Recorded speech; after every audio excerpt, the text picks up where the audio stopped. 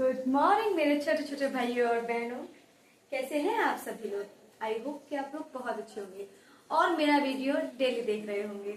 आज बच्चों बारिश हो रही है और मौसम बहुत ही अच्छा हो रखा है और बारिश के मौसम में पढ़ने का एक अलग ही मजा होता है। तो कल मैंने आप लोग को प्रीवियस ईयर क्वेश्चंस में कुछ क्वेश्चंस कराए थे और वो जितने भी क्वेश्चंस थे वो सारे बहुविकल्पीय थे, 1 नंबर के क्वेश्चन थे। आज मैं सारे के सारे 2 नंबर वाले क्वेश्चंस उठाऊंगी, जिनमें से 1-2 क्वेश्चन में 4 नंबर वाले भी कराऊंगी। अगर आप लोग 2 नंबर वाले क्वेश्चन पूरे कराते हैं, 4 नंबर वाले कराते हैं, उसके बाद लास्ट में 8 नंबर के भी कराते हैं, तो आपके बहुत अच्छे मार्क्स आने वाले हैं। तो चलिए स्टार्ट करते हैं। आप लोग का पहला क्वेश्चन क्या कहता है, फॉलो कीजिए मुझे। तो क्वेश्चन दे रखा है, 2 संपूरक कोणों में बड़ा कोण। तो 2 संपूरक कोणों में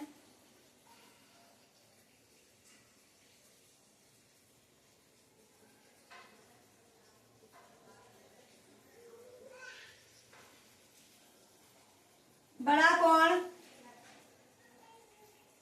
छोटे कोण से 36 डिग्री अधिक है।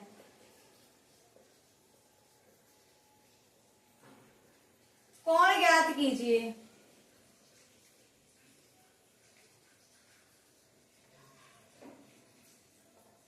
क्वेश्चन है, 2 संपूरक कोणों का जो योग है, 2 संपूरक कोणों में बड़ा कोण छोटे कोण से 36 डिग्री अधिक है, कोण ज्ञात कीजिए।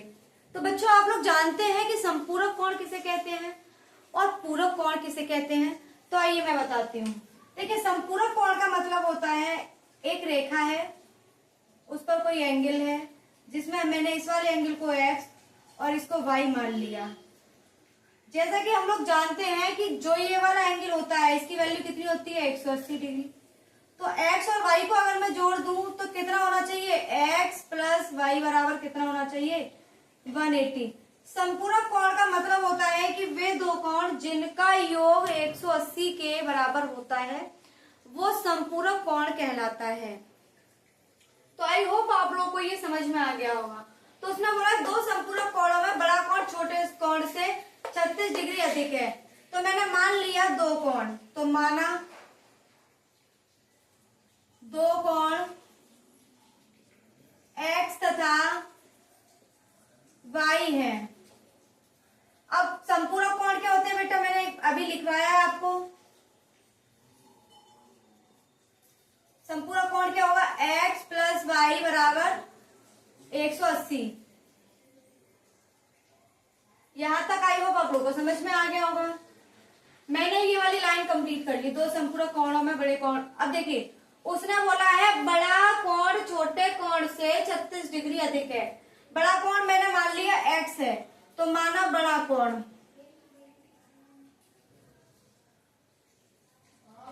36 डिग्री है। उसने बोला है कि बड़ा कोण जो है वो छोटे कोण से, तो छोटा कोण कौन बचा, y, 36 डिग्री अधिक है। इस लाइन को लिख लीजिए। अब हमारे पास इक्वेशन ये आ गई 1 और ये आ गई इक्वेशन 2। अब मैं क्या करूंगी, x का मान इक्वेशन 1 में रखने पर, x का मान इक्वेशन 1 में रखने पर, तो x की वैल्यू कितनी आई है बेटा, y प्लस 36 प्लस के हैं y बराबर 180। y और y 2y हो गया और 36 को उस तरफ ले जाइए, माइनस कीजिए जरा। 10 में से 6 काटोगे 4, 7 में से 3 गया 4 और 1, तो 2y की वैल्यू 144 आ गई। 2 से काटिए, 2 सत्ते 14, 2 दूनी 4, यानी कि हमारा छोटा कोण कितना आ गया, 72। छोटा कोण कितना आ गया, 72। अब हमें निकालना है बड़ा कोण।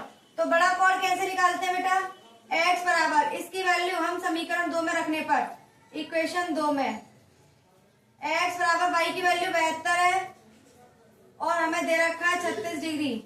जोड़ दीजिए 108। हमारे पास दोनों कोणों का योग निकल के आ गया। बड़ा कोण 108 होगा और छोटा कोण कितना होगा, 72। समझ में आ गया। चलिए अब देखते हैं दूसरा क्वेश्चन क्या कह रहा है।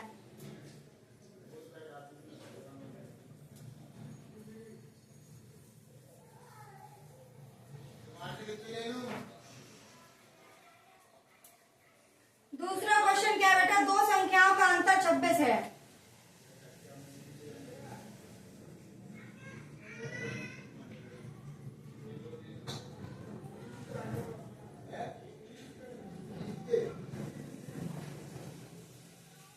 और एक संख्या दूसरी संख्या की तिगुनी है।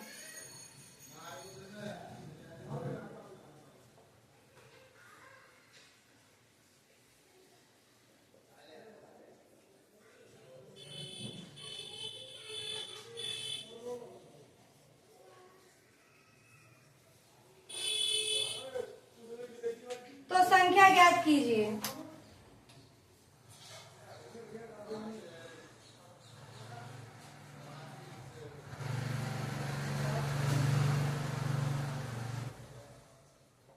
क्वेश्चन है कि दो संख्याओं का अंतर 26 है।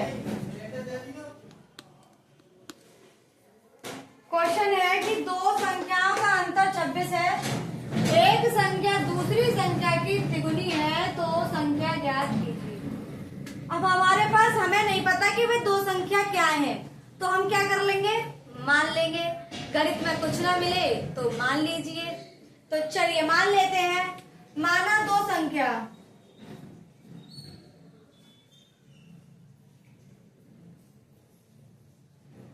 x और y है। उसने बोला है इन दोनों संख्याओं का अंतर 26 है। अंतर का मतलब होता है ऐसे, x माइनस वाई बराबर हो गया आपका 26। उसने बोला एक संख्या दूसरी संख्या की तिगुनी है।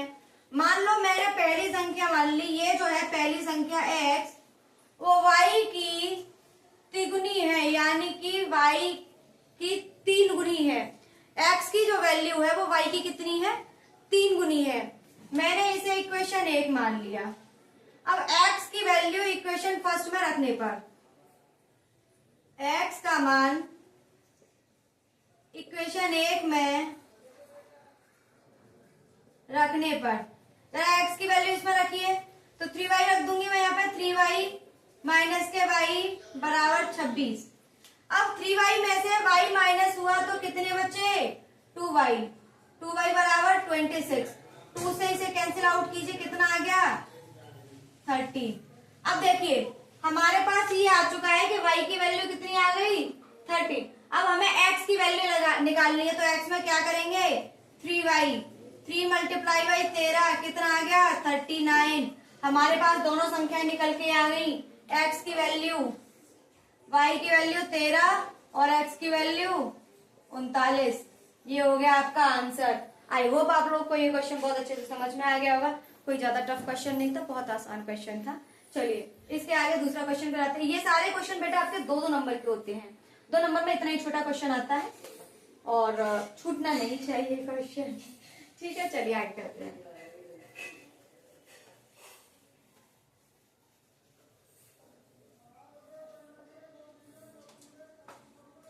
आगे देखिए क्वेश्चन दे रखा है, P के किस मान के लिए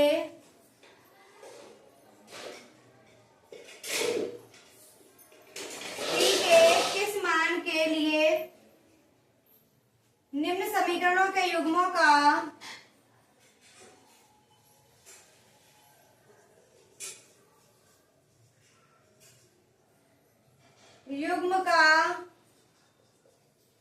अद्वितीय हल है।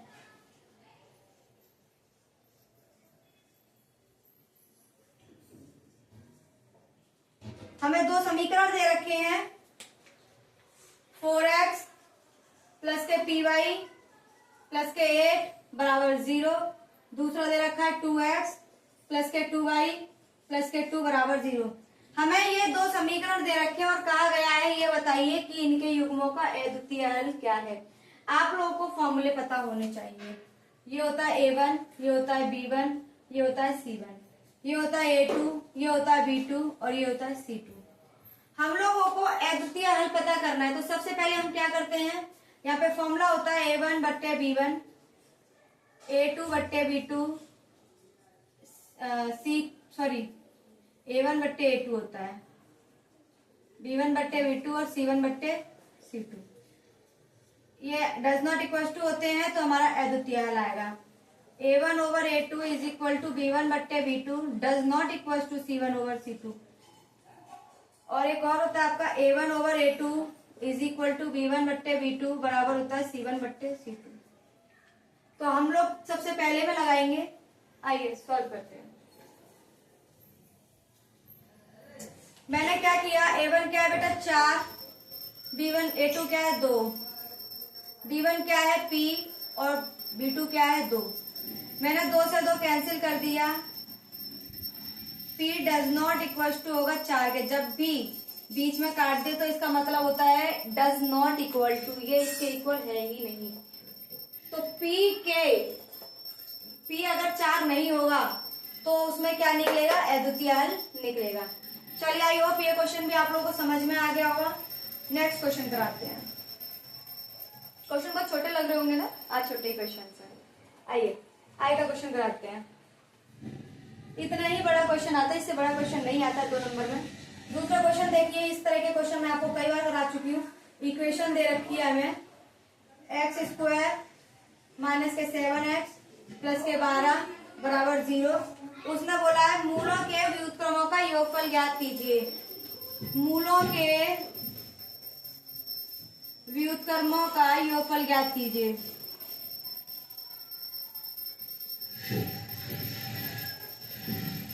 योगफल ज्ञात कीजिए।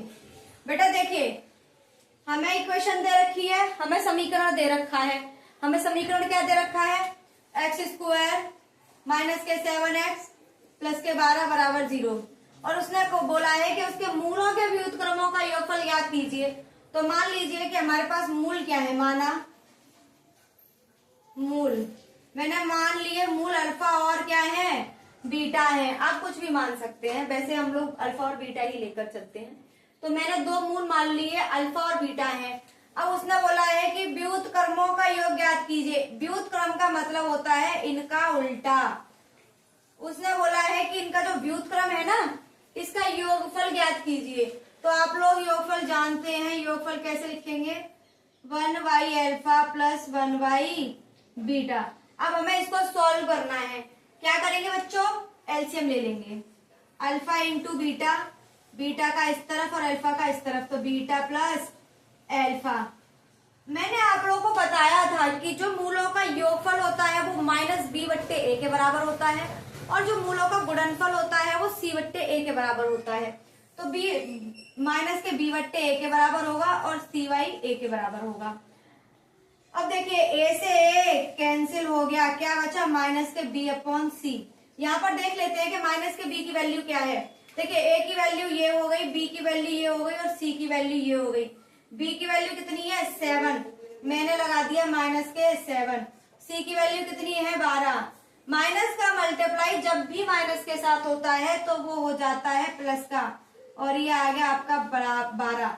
तो ये आपका योगफल निकल के आ गया 7/12। आई होप आप लोगों को मेरा क्वेश्चन का आंसर भी समझ में आ रहा होगा और क्वेश्चन भी समझ में आ रहा होगा। तो आशा करती हूँ कि आप लोग इसे बहुत आसानी से कर लेंगे और आपको समझ में भी आ चुका होगा। चलिए आगे आपका सॉल्यूशन बनाते हैं।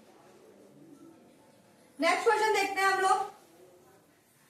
2 नंबर वाले जितने भी क्वेश्चन थे वो सारे खत्म हो चुके हैं। अब हम लोग 4 नंबर का एक क्वेश्चन करते हैं सबसे पहले। तो 4 नंबर के क्वेश्चन क्या कह रहे हैं, 4 नंबर के क्वेश्चन में पहला क्वेश्चन उठा रही हूं। उसमें एक डायग्राम दे रखा है बच्चों आप लोगों को, ए बी सी, इसे थोड़ा और ऊपर लेते हैं, अब ठीक है। पी क्यू क्वेश्चन दे रखा है कि ट्राइंगल एबीसी के आधार बी के समांतर रेखाखंड पी क्यू खींचा गया है। तो ट्राइंगल एबीसी के समांतर रेखाखंड पी क्यू खींचा गया है।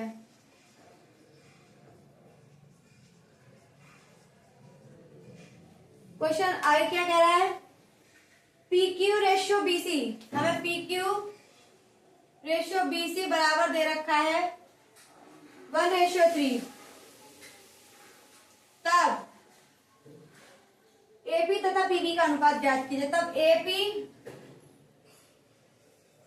रेशियो पीबी, ये आपसे पूछा गया है। उसने बोला है कि ट्राइंगल एबीसी में पीक्यू बीसी के समांतर है।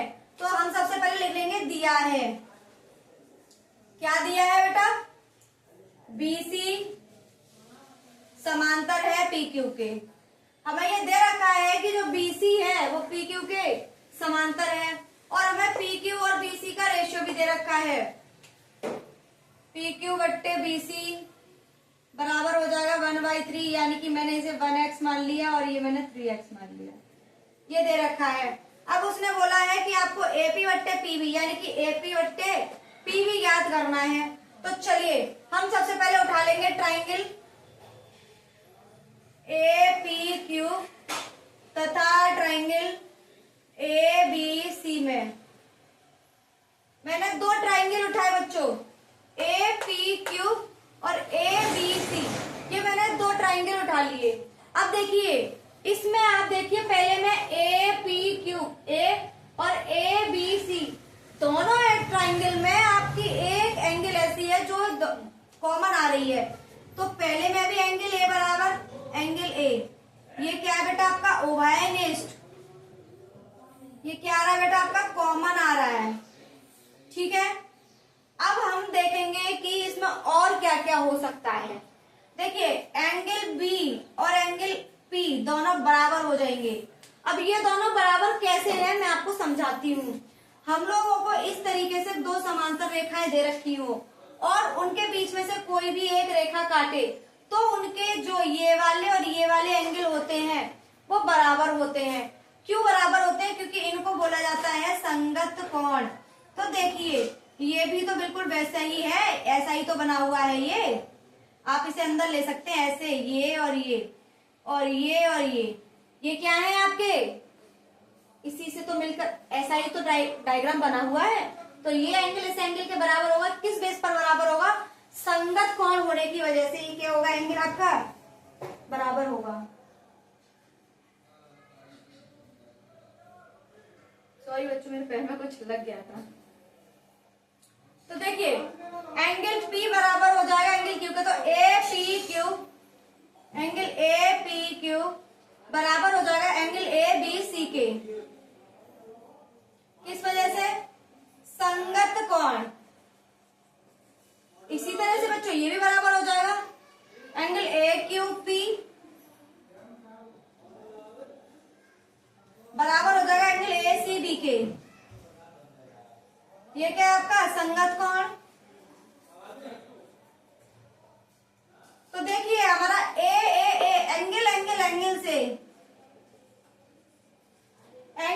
एंगल से ट्राइंगल APQ सर्वांगसम हो गया ट्राइंगल ABC के। क्या आप लोगों को यहाँ तक समझ में आ गया है? आई होप आप लोगों को यहाँ तक बहुत अच्छे से समझ में आ गया होगा।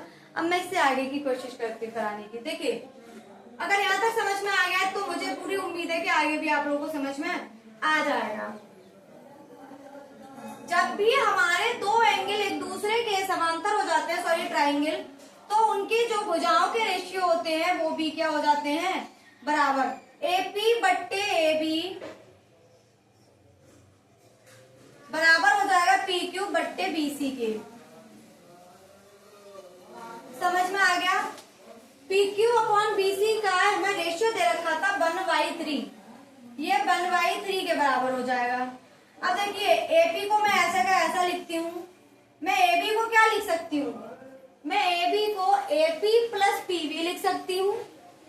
आप लोग को समझ में आ रहा मैं किस तरह से लिख रही हूँ? इस पूरी रेखा को मैं AP प्लस PB लिख सकती हूँ। इसे मैंने AP प्लस PB लिख दिया। जब भी मैं AP प्लस PB को जोड़ूंगी तो क्या बन जाएगा? AB बन जाएगा, जो कि बराबर है 1/3 के। अब हम लोग क्या करेंगे, इसमें क्रॉस मल्टीप्लाई कर देंगे। तो चलिए क्रॉस मल्टीप्लाई करते हैं। मैं इसको साफ कर देती हूँ, आप लोगों ने उतार लिया होगा। देखिए मैंने क्रॉस मल्टीप्लाई किया, 3 का मल्टीप्लाई AP में किया बराबर 1 के साथ इन दोनों का मल्टीप्लाई किया। AP को इस तरफ ले आइए, 3AP माइनस के AP बराबर हो जाएगा पीवी के। कितना बचा 2AP बराबर हो जाएगा पीवी के। मैंने क्या किया, इस पीवी को एपी के नीचे ले आई, तो ले आइए 2AP अपॉन पीवी, इधर क्या बचेगा 1। अब ये जो 2 है इसको मैं 1 के नीचे ले जाऊंगी, तो AP अपॉन पीवी बराबर हो जाएगा 1/2। हमसे यही तो पूछा था कि इन दोनों का रेशियो कितना आएगा, तो बच्चों इन दोनों का रेशियो आएगा 1:2। आई होप आप लोगों को ये क्वेश्चन बहुत अच्छे से समझ में आ गया होगा। चलिए आगे स्टार्ट करते हैं, एक और क्वेश्चन देख लेते हैं। ये क्वेश्चन आप लोग उतार लीजिए, मैं 1 सेकेंड का। ठीक है।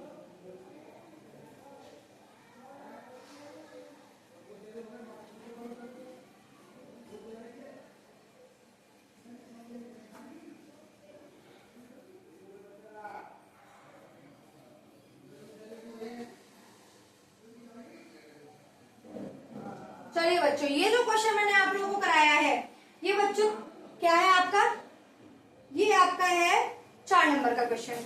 अब मैं आप लोगों को कराती हूं एक और क्वेश्चन। क्वेश्चन है ख। तो क्वेश्चन में एक द्विघात समीकरण हमको गिवन है, द्विघात समीकरण।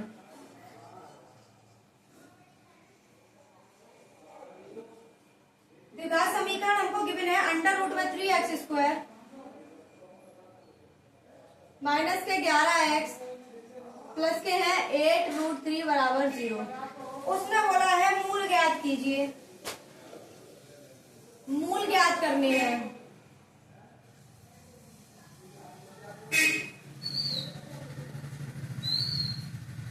तो चलिए स्टार्ट करते हैं, मूल कैसे ज्ञात करने हैं।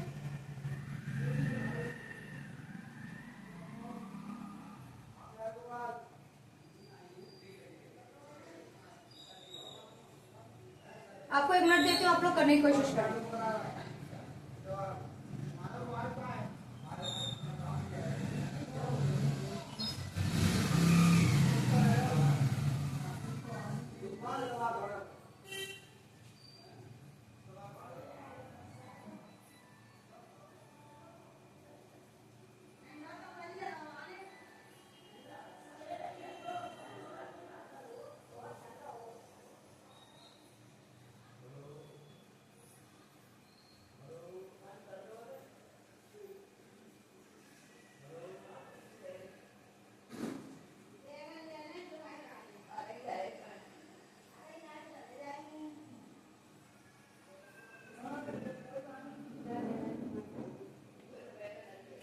बच्चों स्टार्ट करते हैं। आप लोगों को मूल ज्ञात करने के लिए कहा है, तो देखिए अंडर रूट में 3x² माइनस के हैं 11x प्लस के हैं 8√3 बराबर 0। मैंने क्या किया, सबसे पहले मैंने मूलों का योगफल निकाला, alpha plus beta. Alpha plus beta कितना दे रखा है बेटा में, माइनस के b/a। तो आपका माइनस के b/a, b कितना दे रखा है, माइनस के 11/√3। अल्फा प्लस बीटा ये आ गया। अब हम अल्फा इंटू बीटा निकालते हैं, वो कितना दे रखा है 8√3 अपॉन में 3, √3 से √3 कैंसिल। अल्फा इंटू बीटा बराबर कितना आ गया 8। हमसे वैल्यू निकलवाई है अल्फा और बीटा की, तो चलिए मैं इससे सॉल्यूशन निकालती हूँ। मैंने क्या किया, फर्स्ट इक्वेशन में मैंने क्या किया, यहाँ पे साइड से कर लेती हूँ। अल्फा प्लस बीटा बराबर माइनस के 11/√3 जो हमें दे रखा है, मैं बीटा को उस तरफ ले जाती हूँ, माइनस के 11/√3 इंटू बीटा। अब मैं जो अल्फा की वैल्यू मैंने निकाली है वो मैं इक्वेशन 2 में रख दूंगी। तो इक्वेशन 2 में अल्फा का मान रखने पर, जरा रखिए, अल्फा की वैल्यू कितनी है, माइनस के 11/√3 इंटू बीटा बराबर के हैं 8। और ऑलरेडी हमें क्या दे रखा है, एक बीटा ऑलरेडी गिवन है। अब देखिए बीटा का मल्टीप्लाई बीटा में करेंगे,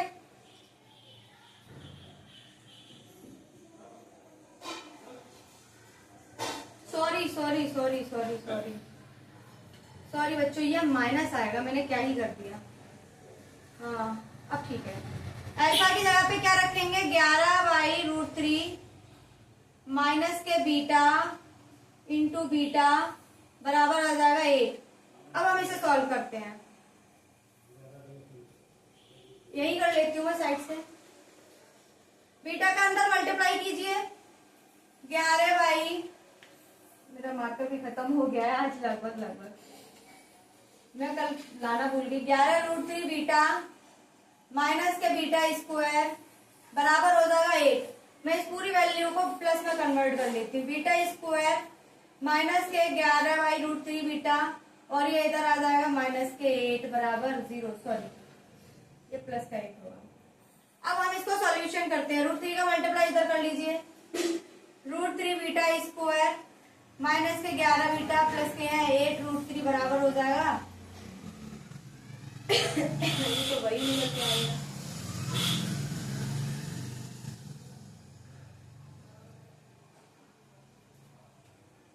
8 √3 इंटू √3 24 आ गया, और 24 का ऐसे मल्टीप्लाई करना है कि हमारे कितने आ जाएं, 24 आ जाएं।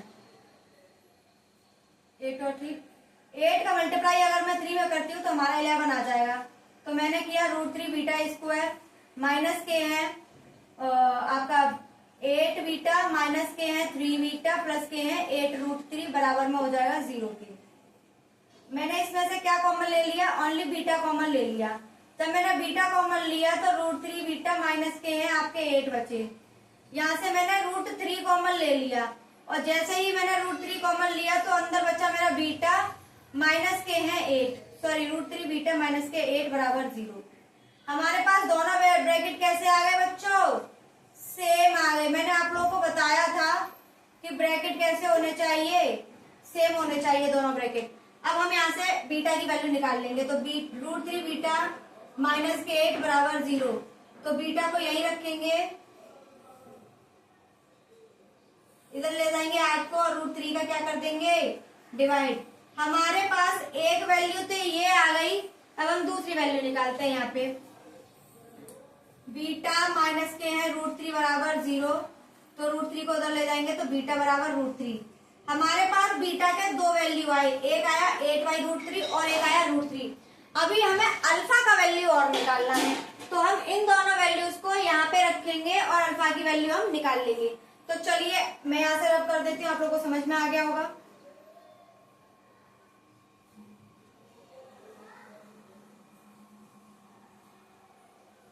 तो देखिए हमारे पास बीटा की एक वैल्यू ये है, एक वैल्यू है, यहाँ पे लगाएंगे तो बीटा का मान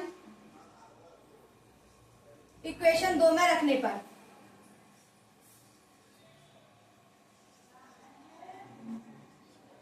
रखिए बच्चों। पहले मैं 8/√3 रखती हूँ यहाँ पर, तो अल्फा इंटू 8/√3 बराबर हो जाएगा 8। 8 से 8 कैंसिल, तो √3 इधर आ जाएगा, तो एक वैल्यू तो आ गई हमारी √3।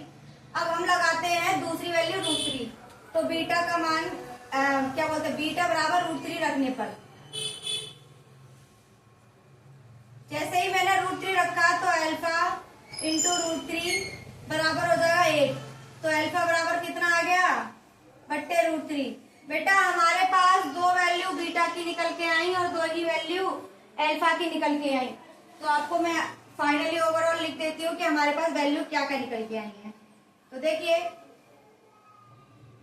वैल्यू निकल के आती है हमारे पास बीटा बराबर 8/√3 और एक आती है √3, और अल्फा बराबर आती है 8/√3 और दूसरी आती है √3। आप लोगों का यही आंसर है। आई होप आप लोगों को ये क्वेश्चन बहुत अच्छे से समझ में आया होगा, और अगर नहीं समझ में आया है तो इसी वीडियो को 2 बार देखिएगा। 2 बार देखने पर आपको ये क्वेश्चन बहुत अच्छे से समझ में आ जाएगा। और अब हम यहीं पर आज रुकते हैं, और कल के लिए इंतजार कीजिए। कल मैं एक नया सेशन लेकर आऊंगी और कोशिश करूंगी कि मैं इससे और बेहतर तरीके से पढ़ाने की, अच्छे से समझाने की कोशिश करूं। आप लोगों को आई होप ये मेरा सेशन अच्छा लगा होगा, और अगर अच्छा लगा है तो लाइक शेयर सब्सक्राइब करें प्लीज, और कमेंट बॉक्स में मुझे कमेंट करके बताएं कि आपको कैसा लग रहा है। मुझे फीडबैक मिलेगा तभी मुझे पता चलेगा कि मैं कैसा पढ़ा रही हूँ। तो इसलिए आप लोग मुझे फीडबैक जरूर दें। और अगर कोई कमी है और आपको कोई क्वेश्चन पूछना है तो आप लोग मेरे टेलीग्राम चैनल से ज्वाइन हो सकते हैं। वंदना राजौरिया मेरा टेलीग्राम चैनल है, उसे ज्वाइन हो जाइए। जो भी क्वेश्चन पूछना है आप क्वेश्चन का फोटो क्लिक कीजिए या क्वेश्चन को राइट डाउन कीजिए और उस पर डाल दीजिए। मैं आपका जल्द से जल्द क्वेश्चन का आंसर देने की कोशिश करूंगी। और आज यहीं पर स्टॉप करते हैं। आपका बहुत बहुत शुक्रिया, बहुत बहुत धन्यवाद। Thank you.